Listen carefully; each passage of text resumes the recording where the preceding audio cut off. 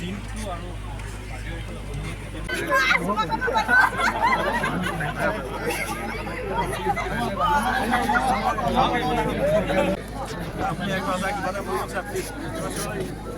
মনত আশা আছিলে বুঢ়াবুঢ়ী মন্দিৰটো যাতে খুব ধুনীয়াকৈ নিৰ্মাণ হয়। বলিন চেতিয়া ডাঙৰীয়াৰ প্ৰচেষ্টাত সুন্দৰ কৰি আৰ্হি প্ৰস্তুত কৰা হৈছে। আমাৰ লোক নিৰ্মাণ বিভাগে এই প্ৰকল্পটো নিৰ্মাণ কৰিব।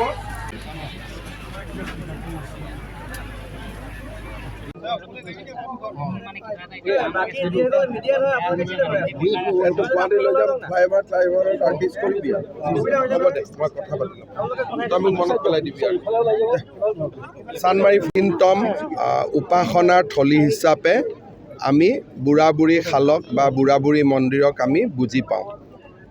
2001 চনত মই বিধায়ক মন্ত্ৰী হোৱাৰ পৰাই শদিয়াত সময় পালে আহোঁ আৰু থানত মই ভক্তিভৰা প্ৰণাম জনাওঁ।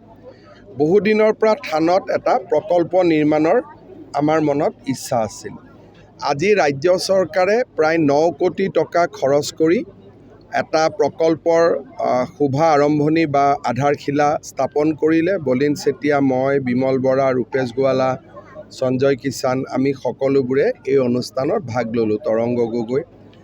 এই 9 কোটি টকা দি মূল মন্দিৰৰ আধুনিকৰণ কৰা হ'ব। পৰম্পৰাটো অব্যাহত ৰাখি মণিকূটটো যেনেকৈ আছে তেনেকৈয়ে থাকিব। তাৰ ওপৰত অকণমান কাম কৰা হ'ব। সভাকক্ষটো ধুনীয়াকৈ বনোৱা হ'ব আৰু আমাৰ ইয়াত গেষ্ট হাউচ এটা বনোৱা হ'ব। গেটখন খুব ধুনীয়াকৈ কৰা হ'ব আৰু পূজাৰীসকলৰ বাবেও থকা আৱাস নিৰ্মাণ কৰা হ'ব। ইয়াৰ আগৰবাৰ আমি মোক পূজাৰীসকলে কৈছিলে যে পানী যোগান আঁচনি এটা লাগে।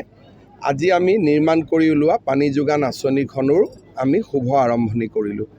এই থানখনৰ বহুত বেছি মাহাত্ম্য আছে আৰু ইয়াত সকলো জাতি ধৰ্মৰ লোক আছে। যদিও মূলতঃ দেউৰীসকলে ইয়াত পূজা সেৱা কৰোৱায়, কিন্তু শদিয়াৰ বুঢ়াবুঢ়ী থানত ৰাইজ আহিব লাগে আৰু বহুত পুৰণা থাল এইখন। আৰু মই ভাবোঁ যে ইয়াত আহিলে ৰাইজে আধ্যাত্মিক প্ৰশান্তি লাভ কৰিছোঁ। গোলাঘাটৰ পৰা আৰম্ভ হ'ব।